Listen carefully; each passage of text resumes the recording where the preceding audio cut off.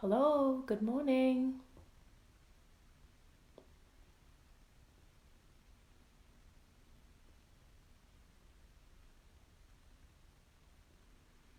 Hi, good morning. My name is Purvi Gandhi. I'm a speech language pathologist and have been practicing for past 14 years.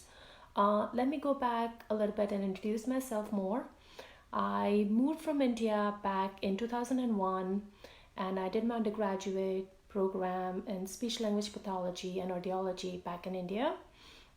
I finished my master's program at NYU back in 2004 and finished my clinical fellowship at NYU at Rusk Institute of Rehab Medicine, where I work with both adults and pediatric population, including TBI patients, strokes, aphasia, variety of medical and tons of people diagnosed with neurological diagnosis, could be syndromes or cerebral palsy, and other variety of communication disorders.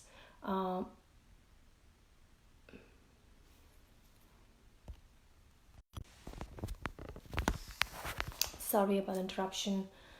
Um, let's go back again.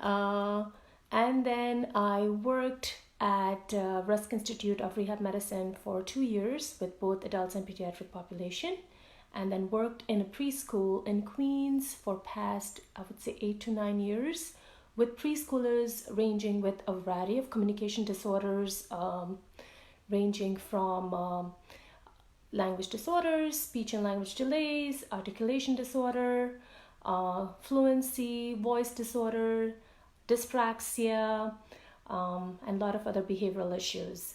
I also did early intervention during that time for 2 years. Worked with little babies with a variety of feeding disorders and kids with syndromes, including Down syndrome and other syndromes. I also had a couple of kids who were on the spectrum. After that, I took a break for 2 years, and then now I have my own private practice in Oyster Bay, and have been working with mostly pediatric population.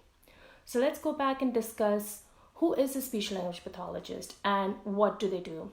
You have a child and they come to you, or you are referred by your pediatrician or by somebody else, and they come back to you and say, oh, your child needs to go to an SLP, or your child needs to go see a speech therapist or a speech language pathologist. So basically, speech language pathology is a field of expertise which practiced by clinician known by speech language pathologist or SLPs, or commonly referred by other people as speech therapist. We are also considered as allied health professionals or related professionals who also work along with other therapists like occupational therapist, physical therapist, behavioral therapist, psychologist, and many other people. Now, what do we do as a speech language pathologist? For somebody who doesn't know what it is, we expertise or we specialize in evaluation, in diagnosis and treatment, consultation of communication disorders, which include speech and language disorders, cognitive communication disorders, voice disorders, swallowing, and also we play a very important part in diagnosing and treatment of kids who are on a spectrum, along with the help of pediatrician and a psychologist.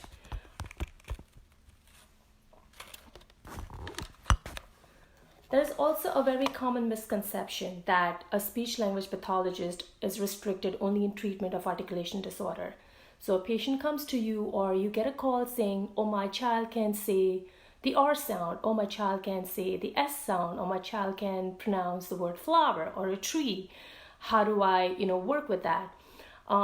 That's not the only field we really work with. We have a broad range and a broad scope of practice, which includes other disorders such as word finding disorders, other semantic issues like specific language impairment, which has language delay and other general issues. We also work with people who have pragmatic communication disorders. Pragmatic mainly refers to people who have social communication issues, taking turns or communicating the ideas that they need to do it, organize the matter in the right way. making eye contact, understanding the context where they're talking about. That's all is called as pragmatic language. We also work with kids who have language impairments, which includes creating sentences, the grammatical part, which we call it as syntactical structures, modifying the word meanings, which is the morphological part of your language. We also work with the reading and writing skills of the kids. A lot of kids are diagnosed with dysgraphia, which is a writing impairment, or dyslexia, which is a reading impairment. We also work with that based on the phonics, which is relationship of the letter to the sound. We also work with semantic part of your language, and also understanding the context of the text, what you're reading, which is mainly the reading comprehension. We also work with patients who have voice difficulties. We also get patients who have vocal cord nodules, or they complain about hoarseness or raspy voice, or you have voice which is too soft or too loud, which definitely impacts a person's communication in a functional setting. Also, we get professionals like singers and everybody who needs to work on their voice and have issues. So this is one of the other scope we work with. We also work with patients who have cognitive impairments like attention part, the memory, the executive functioning. The executive functioning involves the organization, the time management, to the extent that they start interfering the communication. So these are a variety of fields we work at, besides just articulation disorder. When anybody says, oh, you got to go see a speech therapist, everybody thinks, oh, they're going to work on my speech. I don't say the sounds correctly. But that's not true. We work on a variety of topics. Now, what kind of setting we would be working in? We would be basically working in a variety of environments. It could be a school setting, it could be a preschool setting, it could be a home setting where we do early intervention. It could be a hospital, or it could be a nursing facility. It could be a long-term acute facility. It could be a college setting. It could be an educational setting. So there's tons of settings where you'll find a speech language pathologist working with other paraprofessionals, just not restricted, just working in schools or homes. Some of the speech therapists also have their own private practices, and they also have started with something new called telepractice, where some of the schools or some of the states don't have access to speech therapists. So basically the speech therapist treats the patient through a web camera and treats the patient accordingly. Talking about the environment, what we do, what we specialize in, we're going to go next to see why, a lot of times the parents come in or they say, oh, why do my kid have a problem? What is the problem? And how do I go about solving my problem? There are a variety of speech and language impairments or disorders which can affect children as well as adults, which we already discussed. One of them was articulation or speech impairment where the child produces the sound incorrectly. It could be a lisp, it could be difficulty articulating certain sounds such as the L's or the R's. There could be fluency issues, speech impairment where the speech does not flow very fluently and is often disrupted by sound repetitions, syllable word repetitions. Sometimes the kids tend to prolong the sound or avoid or have some blockages. Then there are voice impairments or speech impairments where the child's voice has an abnormal pitch or quality to it, or does not seem to have the right resonance or loudness. Then we also do language impairments where the child has problems expressing themselves, expressing the ideas or the information they have, or understanding what other people are trying to talk to them, trying to talk out of context. Language could be expressive part, where you talk. It could be receptive language where you understand the language. It could be the pragmatic part, like how you use your language to communicate with others. These areas often are reflected in how speech or language impairment is defined by the ASHA, which is the American Speech and Hearing Association. So these are different things or reasons why a kid can have a problem, and this could be some of the problems besides having feeding problems or swallowing issues. You can have syndromes which seems to affect your production of speech sounds or language sounds, or you can move your articulators accordingly. you can have cleft palate, or you can have VPI, which is bilateral insufficiency, where your voice sounds very nasal or very denasal, depending on what kind of pathology you have. So there could be a variety of problems, and the speech therapist often, starts first, usually I refer to them by either a parent, either the parents come themselves, saying, oh, my child has so-and-so problem, I need to work on so-and-so skills. Often the teacher notices the kids in the classrooms and would refer them to a SLP if they have it in the school, or would go back and talk to the parent and request, a full evaluation to see whether the child qualifies for services. They're also referred by speech language pathologists, by other paraprofessionals like OTs, the occupational therapist, the psychologist, the social worker. Most of the time the client comes to us, the first thing we do is we do a screening to see if the child really needs our services. Once the child fails the screening process, the first step we start is an assessment. So basically, we do a whole interviewing process of talking to the parents, seeing what the problem is, what needs to be done. And then going from there step by step. So initial screening of, whether the child has a communication disorder, swallowing disorder, speech disorder, language disorder, what's going on there. Then we do a full battery of tests, which is pretty extensive, which involves assessment and diagnosis of the child's problem using standardized test protocol. So we have standardized tests for language, for speech, and for social skills, and then based on the standard scores we receive, whether the child needs services or whether he does not need services.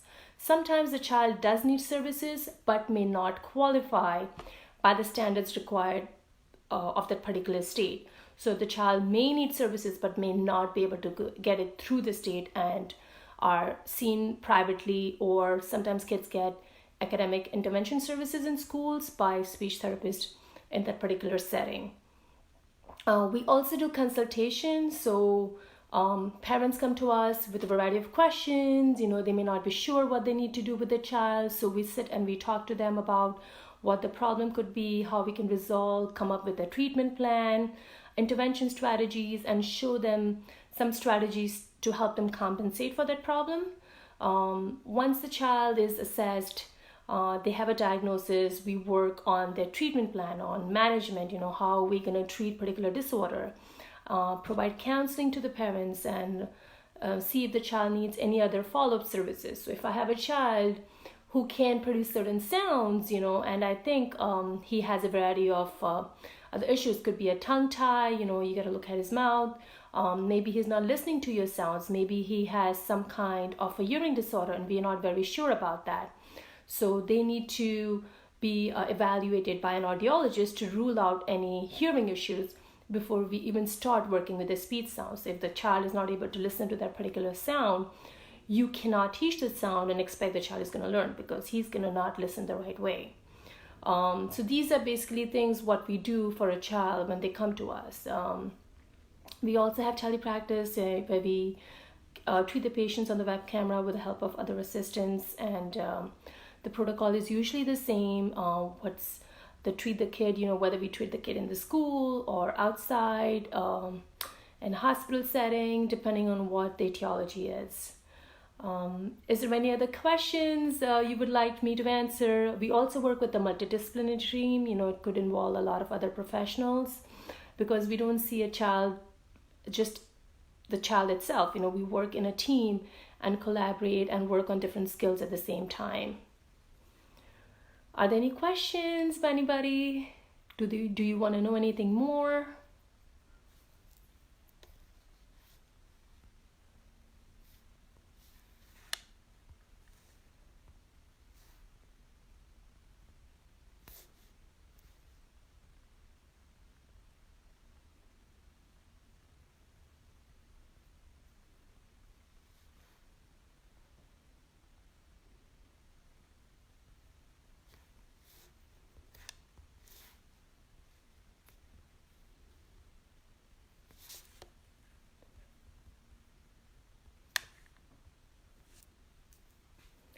Hi George, how are you?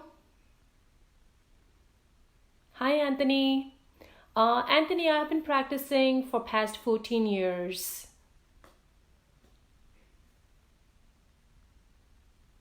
I saw your question, George. I know your daughter is not getting much help. Um, can you actually text me and give me more information on what school she goes to in what area in New Jersey? Maybe I can look up more information and see if she can get more help.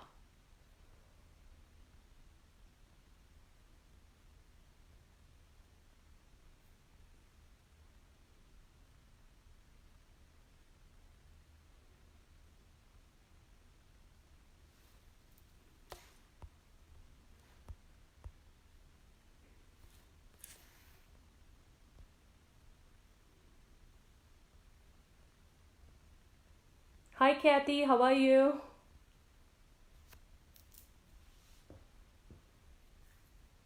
Hi Brenda.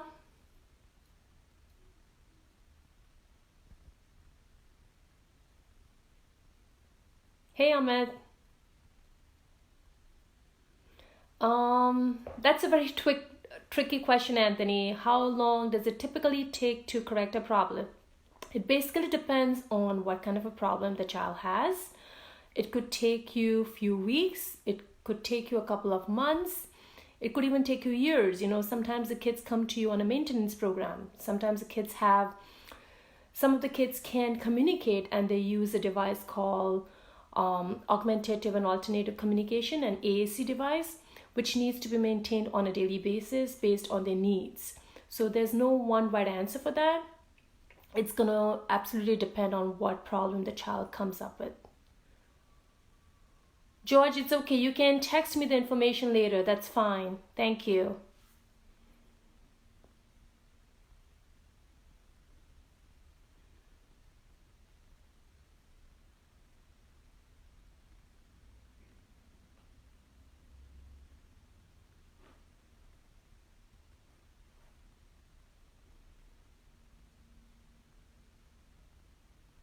Anthony, do you have any more questions for me? Thank you, George.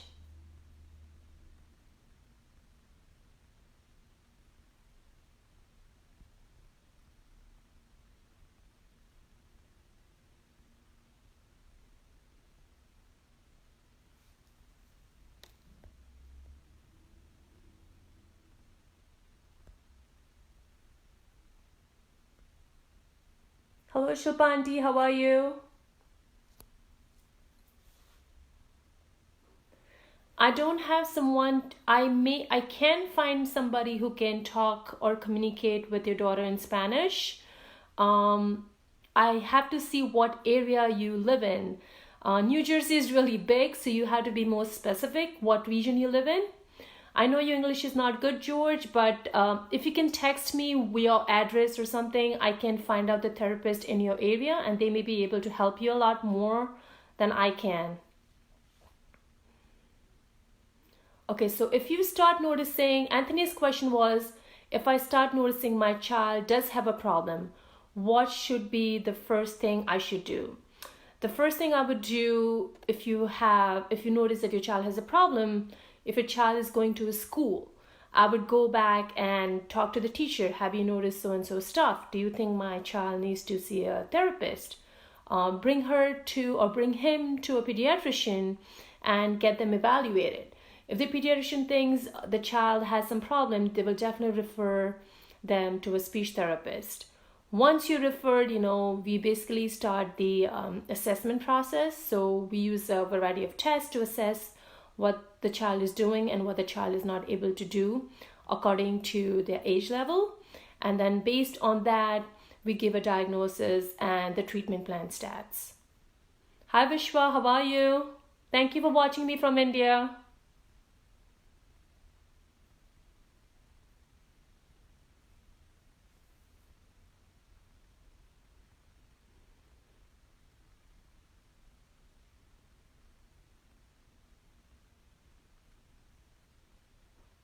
Vishwa, do you have any questions from India?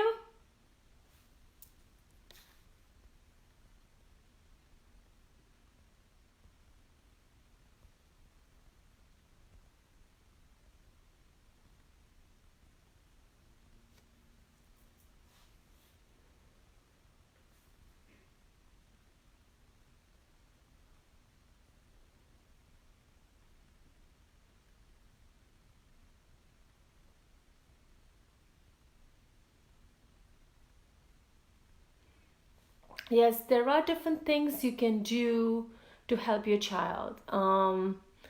Depending on, again, on the diagnosis of the child. Yes, we do give home programs to the family who can do certain things with the kids at home. Let me give you an example. I have a child who has trouble producing the voiced V sound. So the V sound is basically produced, the V is produced with your upper tip touching your bottom lip and with the voicing in your throat. The child is able to produce the F sound. The F and V are usually called the fricatives, which are produced the same way. The difference is only that the F sound is voiceless and F is the voice sound. So my goal for the child is to produce the voiced V sound. My goal, the home program basically I gave the child to do with the parent at home was to practice the sound and feel it right underneath his lip. So if you put your finger down right down under your lip and produce the sound, imagine you're playing a race car, playing with the cars. Just practice this sound 10 times a day at home, every day. So that's the kind of home program I gave the child to produce the V sound and master it. So it depends on what the diagnosis or what goal you're working on, your home program changes.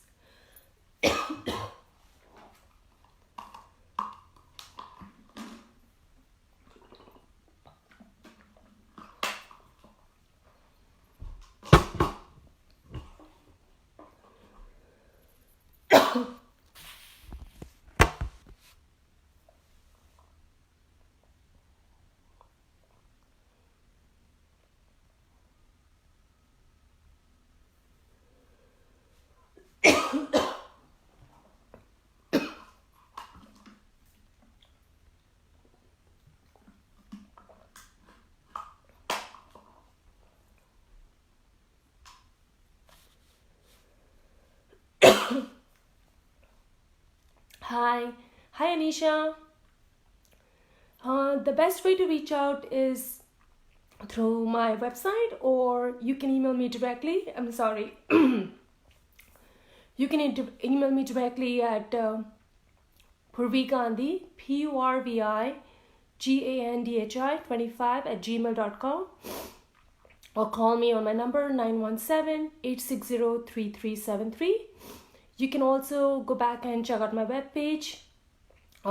It's Purvi Gandhi Speech Language Pathology Services, and you can always reach me through that too.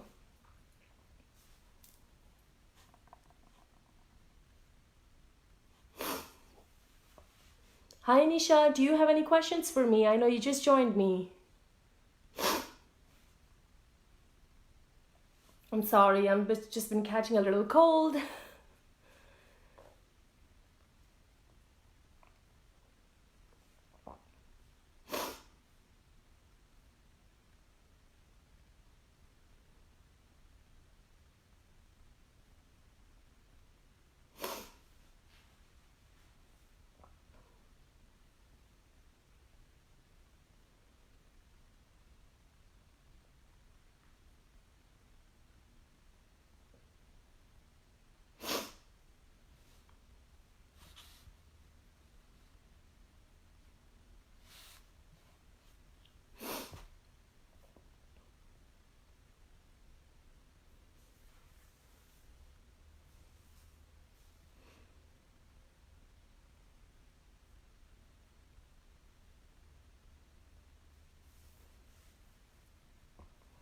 But I'm going to be there on 5 more minutes. If you have any questions, please feel free to text me or email me or call me at my number 917-860-3373.